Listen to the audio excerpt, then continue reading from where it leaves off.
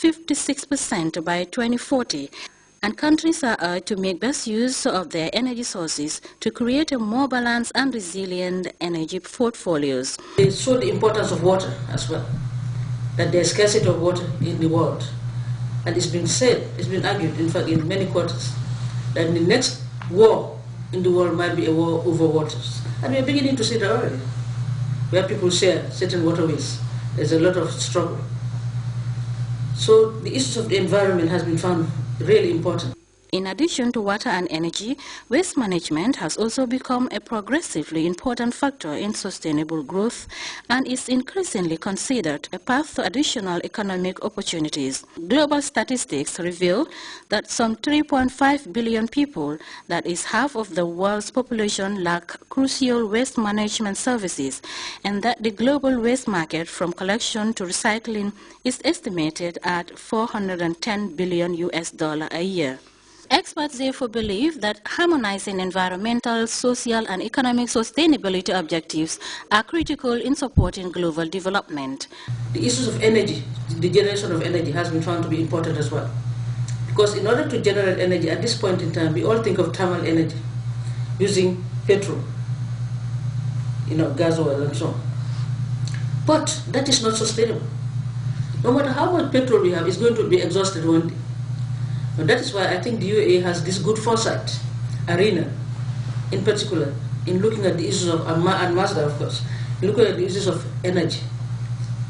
Because that would be the future. Once the oil gets exhausted, you can turn to the God-given resources, that is the solar energy. And there are other forms of energy. Of course, there's the environmental related energy. Where, for example, if you look at all the rubbish that we gather in the Gambia, once it's sorted out, it can create jobs for the young people, for example, and the people in the urban areas. But once sorted out, some of it can also be used, recycled into energy. According to a recent report by the International Renewable Energy Agency, ARENA, sub-Saharan Africa will need an additional 250 gigawatts of power by 2030 in order to meet the demands of future population and economic growth. Currently, electricity blackouts and dependence on this self-fuel generation cost many African economies from 1 to 5% of annual GDP.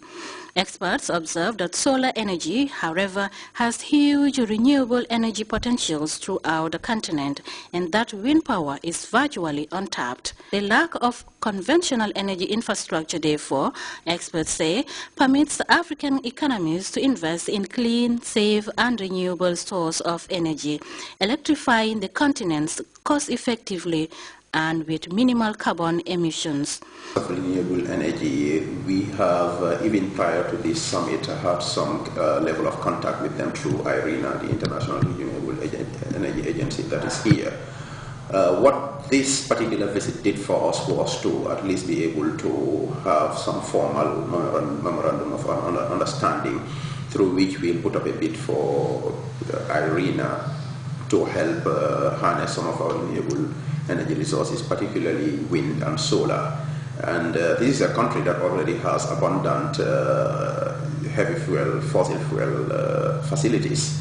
But in spite of that, they are going in the direction of renewable energy. So I think we are at a unique advantage with this potential partnership that we are going to have with them to learn from them and even move faster in terms of adopting these new technologies.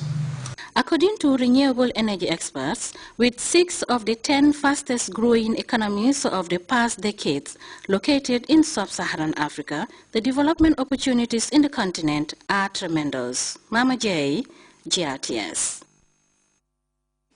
All those who own items that were used as exhibits in decided cases some 5 years ago and more are kindly urged to collect the said items from court registries in the Greater Banjul area.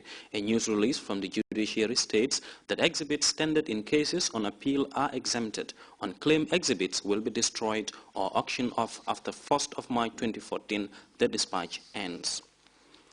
A 13-member APRC delegation has been touring the country ahead of the ruling party's 5th Congress, holding discussions with the party faithful and bigwigs. APRC supporters in the West Coast region, as Buba Sise reports, used the opportunity to pledge over $80,000 towards the holding of the conclave. also includes some of the parliamentarians who are leaving no stone unturned to sensitize the party loyalists at the grassroots and map out way forward for the forthcoming Congress to be a very successful one. For West Coast region, the governor's office witnessed it all. APRC women, men and youth responding to this clarion call in numbers. The move was described as historic, and the task force members were blunt in the transmission of their message, stressing one key word, and that is unity. The word in question was re-echoed by all the speakers at the rally. The people of Brikama have pledged over $80,000 towards the forthcoming Congress. For these people, the amount is like a drop in the ocean. But to the task force members, it is far more than that, as it demonstrates their commitment and loyalty to the party. You see, APRC support base is widened because it is a consultative party. APRC is one of the parties that goes back to the people to dialogue, discuss, exchange ideas with a view to map out strategies for the way forward. In fact, that's why we are instructed by the party leader to consult the stakeholders around the country with a view to put in place a mechanism and format for the forthcoming 5th National Congress to be held at Kanilai, March 21st to the 24th.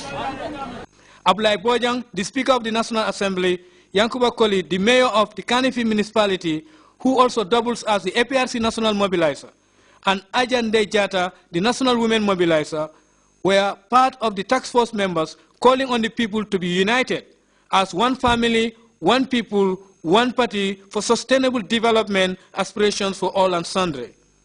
The Governor of West Coast Region, Alhaji Lamin Sane, Aissatou Jaju, Bakari Jete, the Deputy Governor of West Coast Region, and Alhaji Jata Koli, representative for the Council of Elders, all stressed the need for the people to embrace APRC and its leadership, adding that it is the only party that can bring forth rapid development to the doorsteps of every Gambian, irrespective of one's party affiliation. They vow to stay with APRC while citing numerous developments brought in by the party under the able leadership of His Excellency, Sheikh Professor Dr. Alhaji Yaya AJJ Jammeh, urging the people to show loyalty and be united. The majority leader, National Assembly member for Serekunda East, who doubles as the chairman of Task Force Committee for the 5th APRC Congress, Honorable Fabakary Tombong Jatta, said all avenues are open for the youth to partake in the party's programs for the smooth and effective transition of leadership for posterity. We expect that we should prepare the Gambian youth, especially those in the APRC, to consolidate the ideals of the party and the party leader. And tomorrow take over, so that we will sail through smoothly there, it will be connected. As one leaves, the person who comes in is already prepared to take over. That's the cadre we want to believe, we want to build. And we are happy that around the provinces, especially, the vanguard of the party, the youths, are so cohesive, so participatory, so hardworking, and they are reoriented to the ideals of the party.